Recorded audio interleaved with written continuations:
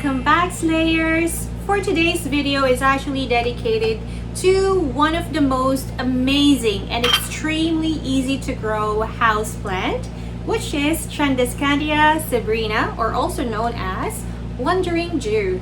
So this plant is actually named with the way obviously the leaves are patterned. So that's what we're going to talk about today on how to take care of these amazing houseplant. And I've got mine in a hanging basket like so.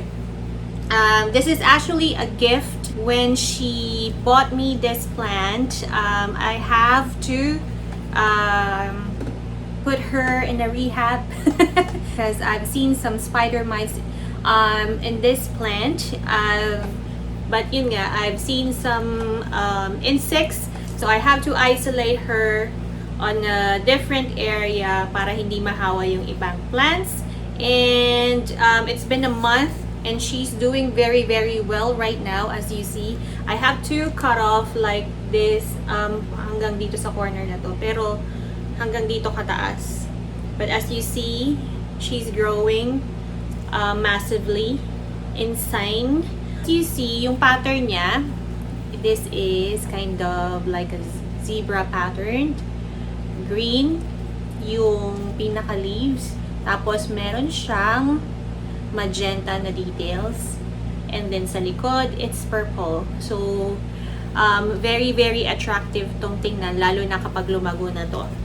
So let's go ahead and talk about lighting first. So for the lighting, ang gusto ng mga plants na to is bright indirect sunlight. So for my situation, I have her hanging doon sa aking window kung saan merong morning sun na about 2 to 3 hours. So naarawan siya kahit papano. But throughout the day, it's just bright indirect sunlight. And pretty much mahangin doon, well ventilated yun kasi sa labas siya ng bahay. So nakahang lang siya. Like, nakahang lang siya ng ganyan. And talking about sa soil naman hindi ito mapili. This pot right here, hindi ko pa siya pinapalitan simula nung binigay ito sa akin. So most of the soil is composed of cocoa peat. Loam soil to na may halong cocoa peat. And then, what else? Yung pagtutubig naman sa kanya, mas gusto niya na nada-dry siya. 1 inch or 1.5 inches. So as you see, you will just have to pick through it. Sobrang dry na siya. Ayan. So, I'll just dig my finger in. Tapos yan, walang dumikit na lupa. So, ibig sabihin, super dry na siya. And since super dry na to, on how I water this, so what I'll do, water drip pa din. So, malapit dun sa ugat. Hindi ko binabasa yung dahon niya. So, ganyan. See, binibigyan ko muna siya ng magandang soak. Sinusoak ko lang siyang maigi.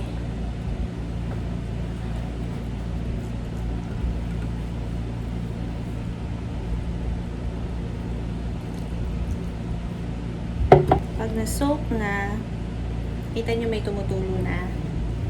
And then, I will water it thoroughly pa.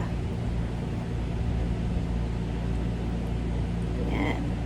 And there, that's it. That's how I water my Wandering Jew. So, yun nga, inaantay ko siyang ma-dry ng about 1 inch or 1.5 inches. Maybe it would take about a week or so. Fertilizer, nilagyan ko lang siya ng few pieces of Osmocote. Yun naman yung ginagamit ko palagi. Kahit pwede yung Osmocote hindi lang sa succulents, pwede rin siya sa mga ornamental plants or any kind of plants kasi it saves you the labor. Like, it do the works. You just have to sprinkle it, leave them. It can last for a couple of months or so and you're good to go.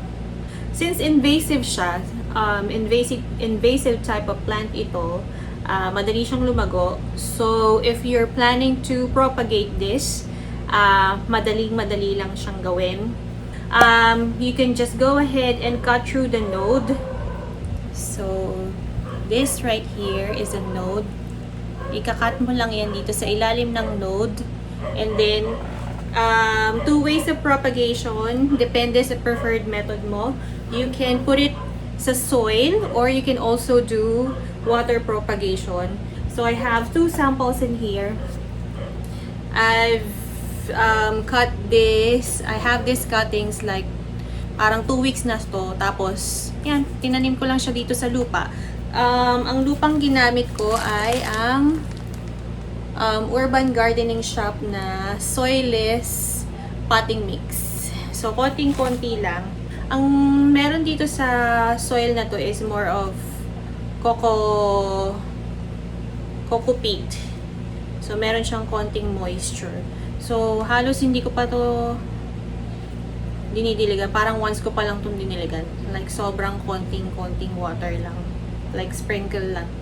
Mabasa lang ba siya para mabigyan siya ng encouragement. So, check natin. So, madali lang paramihin tong wandering Jew. So, dahan-dahan lang. So, malalaman mo pag may ugat na kapag ganyan yung halos nakadikit na yung lupa sa kanya. So, twist. Maputo natin siya. So, nakita niyo naman, tinanim ko lang siya sa cup. Lalagyan lang to ng kape. So, ayan. If you guys can see this massive root, o, diba? Ang bilis niya lang magkaugat.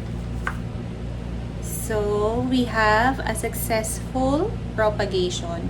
So, hindi ka nang halos matanggal yung lupa, ha? Kasi manipis yung ugat niya. So, ayan. Kitang-kita niyo naman, sobrang healthy ng roots. So, ganyan lang siya paramihin. So, that's through the soil propagation. And then, I also have some sample of water propagation.